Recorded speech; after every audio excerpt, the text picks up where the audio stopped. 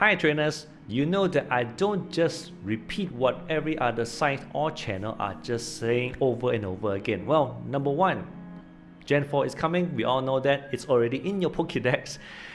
Number two, all the Pokemon's CP will change due to a rebalance in the health and defense stats. Number 3, AR Plus is available on certain Android devices near you.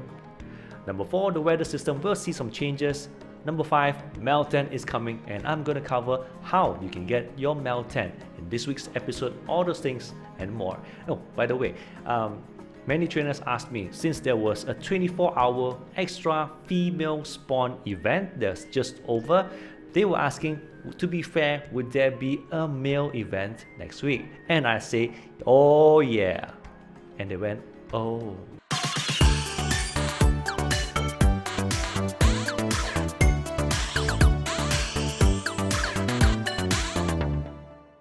Hi guys, welcome back to the very first episode of PogoTips. This channel has been rebranded, but we will maintain the spirit of summarizing everything you need to know in 1 week in a 10-minute or less episode. So guys, it's time for another episode of The Mew News. Pokemon Go has notified everyone on the main webpage about rebalancing the stats for health and defense. Now, why would they want to do this? Well, we all know player versus player is coming. So I'm super excited with that because I intend to compete at the international level should there be a chance. Likely there will be because we have seen tournaments, even Pokemon tournaments on an international scale. Let me say this, for Pokemon Go, most likely there will be a 6 versus 6 format. That's right, you bring 6 Pokemons, another guy brings 6 Pokemons, and then they'll just compete and then see who is the better trainer. But in the current format, most likely 6 Pokemons will all be Tyras, and the other guy will bring 6 Tyras. So there'll be 12 Tyras, round after round after round, just banging away. So imagine if you watch a tournament where it's just Tyras hour after hour, round after round.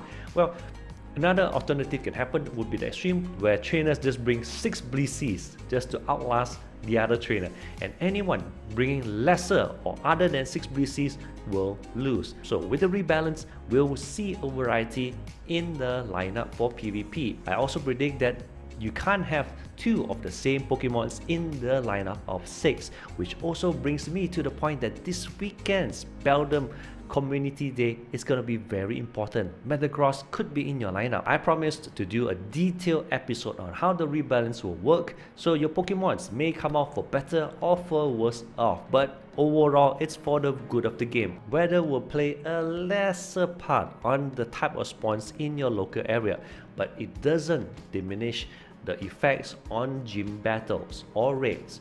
Right? Because when it rains here, all we see is just wall beats everywhere. So write down in the comments down below, when it rains or if it's sunny, what are the most common spawns in your area, so that everyone in this channel can read down in the comments below the country and what are the most common spawns.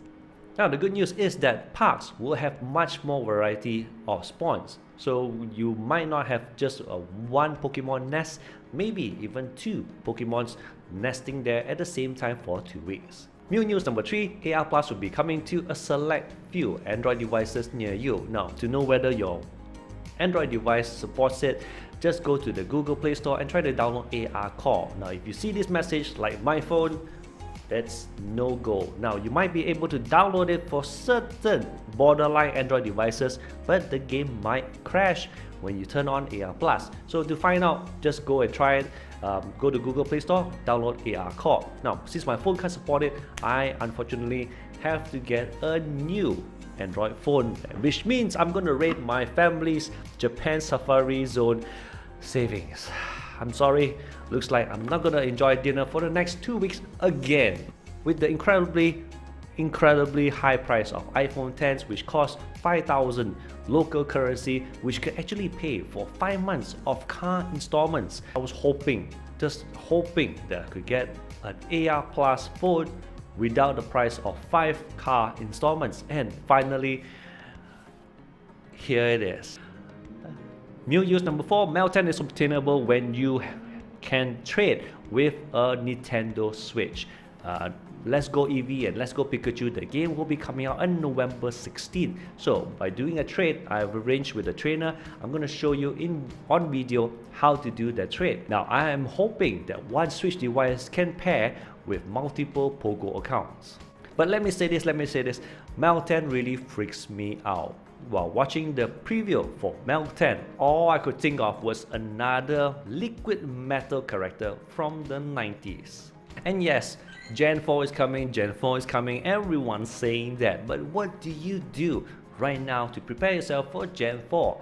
Well, there's one big thing you can do right now, which is to enjoy Gen 1, 2 and 3 before they get swamped by the 100+ Gen 4 Pokemons that will be coming out. So guys, this is the Gen 4 mons. What you could do right now is to aim for Pokemons in Gen 1, 2, Gen 3 that will be having a third stage evolution when they come. Dusclops will become Dusknoir.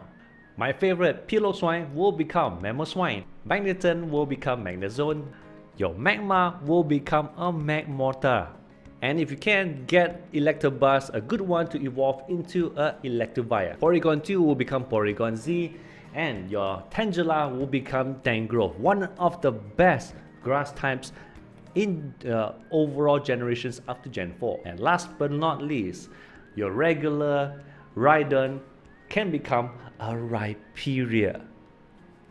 So the two main ones to focus will be your Rhydons to get Rhyperior and your Piloswines to become Mamoswines. So get all your swing-ups you can before Gen 4 comes and floods the whole place.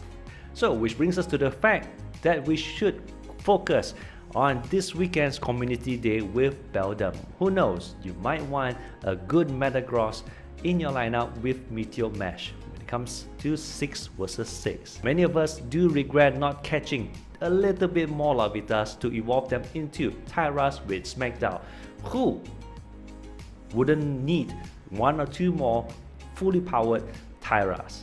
So here's my plan: spin more Pokestops for the right Pokeballs. Number 2, pack power banks, water, food, and also pick a good location.